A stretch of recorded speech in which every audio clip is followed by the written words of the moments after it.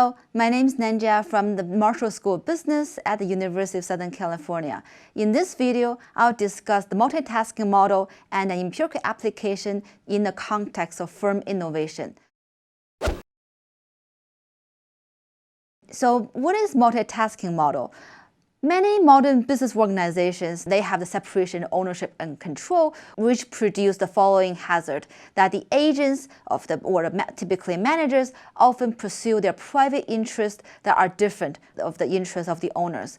A typical type of problem is this divergence between the agent's incentive to increase an outcome and the principal's desire to increase another outcome. Holmstrom-Milgram 1991 developed the foundational model multitasking, which focuses on multidimensional tasks. What this model says is that the agents will allocate efforts among different tasks, and they will shift more efforts to the tasks that are measured more easily and thus rewarded to a greater extent than other tasks. A classic application of the multitasking model is related to the incentive pay for teachers. So a key concern of relying heavily on standardized exams to teachers' compensation is that this approach will lead teachers to sacrifice activities that are not actually captured by these exams, such as critical thinking skills, communication skills, but then it will lead teachers to invest more efforts in teaching skills that may be more narrowly defined, but then are tested to a greater extent by these exams, such as math. So Gibbons 2005 included a fantastic quote from Kerr, which I will also quote here.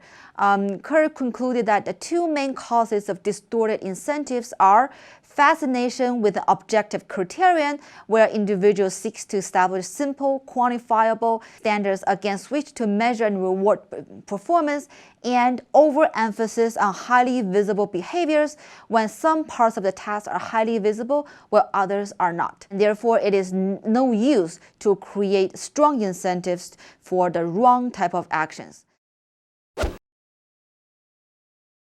So next, I'd like to discuss an application of the multitasking model in studying firm innovation. Innovation activities are typically difficult for firms to manage because they involve greater uncertainties and greater information asymmetry.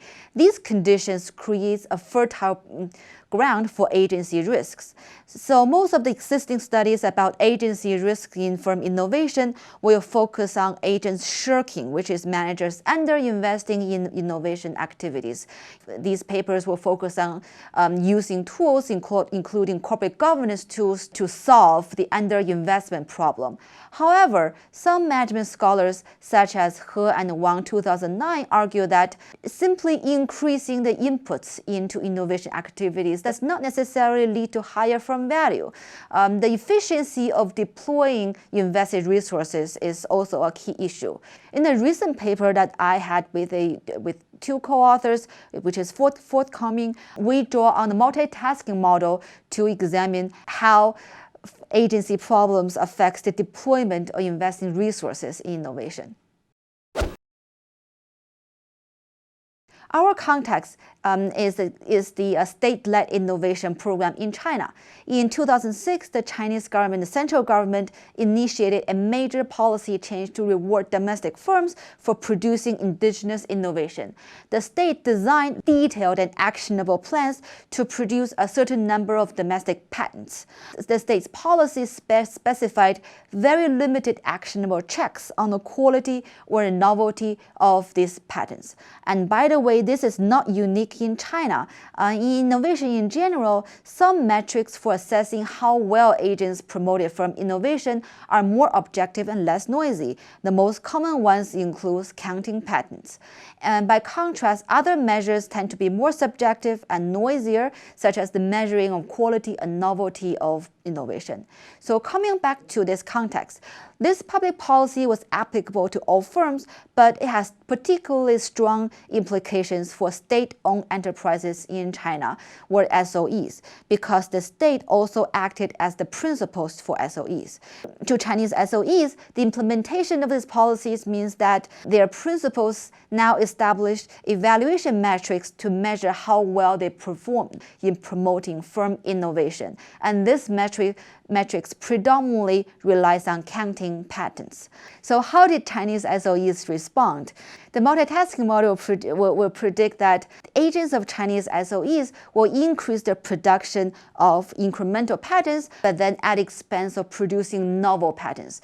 This occurs because, number one, counting patents, which is more objective measures, involves much less noise assessing the quality or novelty of patents.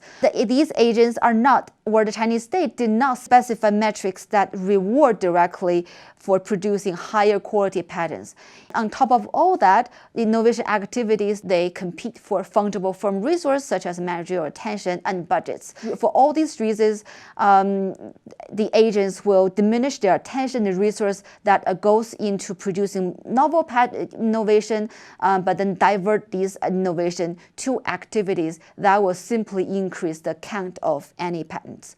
So this behavior is less likely to be aligned with the value of these firms in our context, because although scholars and practitioners typically believe that firms should achieve a balance of mix of incremental and novel patents or incremental and novel innovations for the higher firm value, most of these Chinese SOEs, by the time 2006, they were not likely to have already overproduced novel patents. So therefore, scaling back novel patents will develop them at disproportionately slower rates.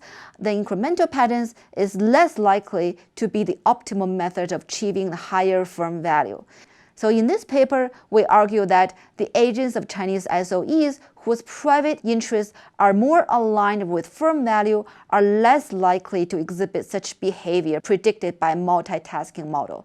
By contrast, after state issued this policy, the Chinese SOEs with weaker corporate governance tools to align the interests of their managers produce a larger post-policy increase in the quantity of patents, but a smaller post-policy increase in the proportion of novel patents.